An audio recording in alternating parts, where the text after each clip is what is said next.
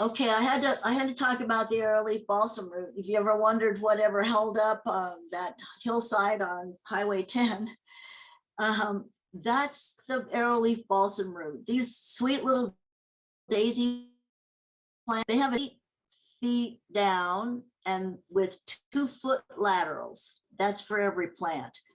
You can't transplant those at all. Sow seed in the fall, and these are the seeds, and there's so many of them everywhere that if you really wanted them on your property, you could grab the seed, and it will take a few years to get to this point of this 8-foot taproot, as with most natives, but you'll have it that way.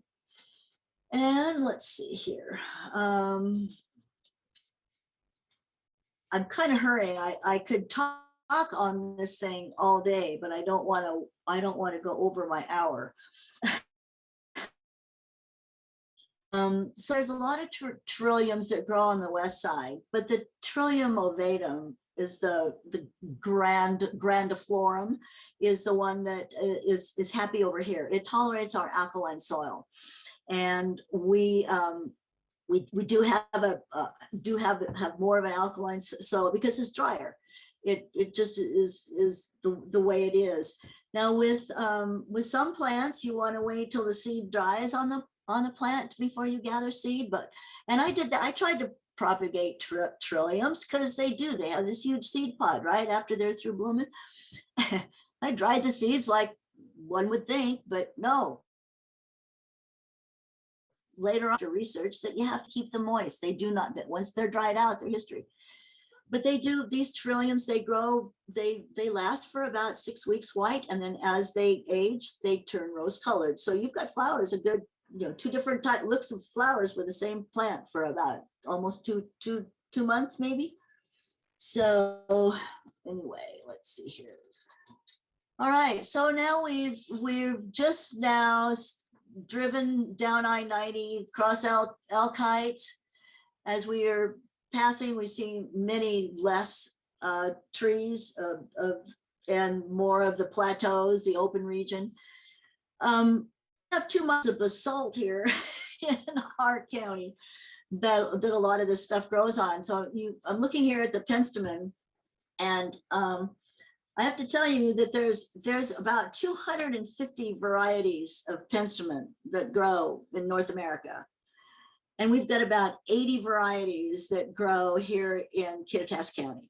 So when you see a Penstemon, it could be one of a million kind they grow. Just buy what color you like and the way it grows. I bought a Penstemon, and I found that they're absolutely, and they're in bloom in the flower bed.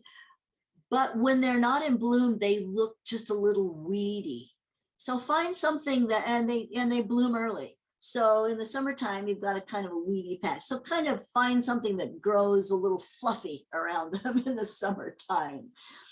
So, and lupin is it's a legume, a very important plant that fixes nitrogen in the soil.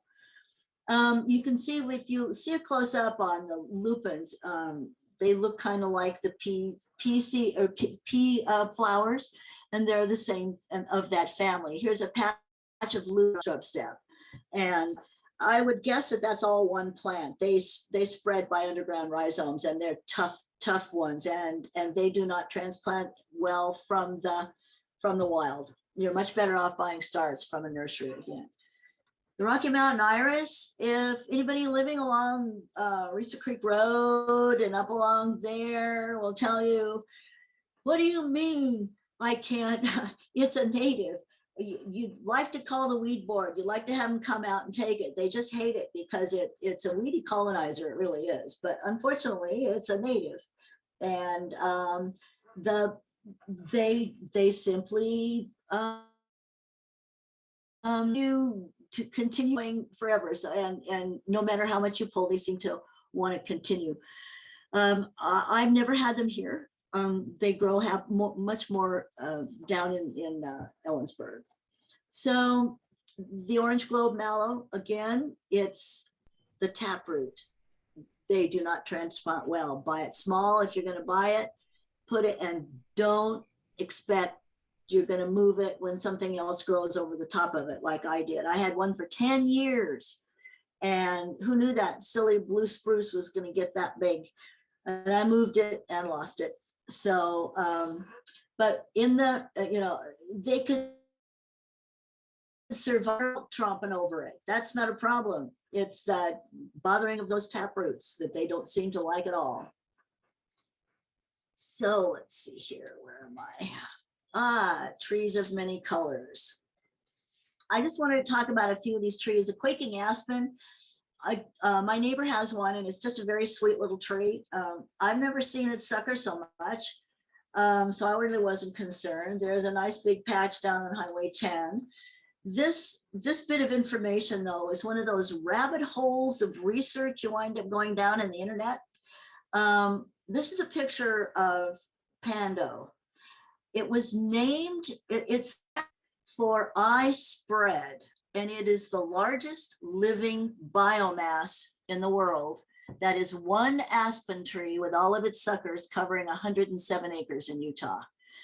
So think twice before you put your aspen tree in. Know what it can do. But they are beautiful trees, and they're wonderful to when the breeze just you can hear them in the wind. It's just beautiful, and they're cousin to the large 175-foot cottonwoods that grow all along the Yakima River. The quaking aspens only get to be about 75 feet, much different. And a lot of people, while those dead trees are happening in the fall down on the Blewett Pass on the way to Liberty, and it's the larches, and they turn yellow and lose their leaves every fall. In the summer foliage, they look like an evergreen, but when you touch those leaves, they're just soft as flower petals. And they stay that lime green all summer, and then they turn yellow and lose all their leaves. And it looks like that we've got all these dead trees among the forest, but no arches, and they're going to come back in the spring. But they do prefer the higher mountains, and they do need a good drainage on the side of those mountains. They don't like a low water table like down here where we are on the Yakima River. And so so up here, I took this picture because I could get away with 3 trees in one picture.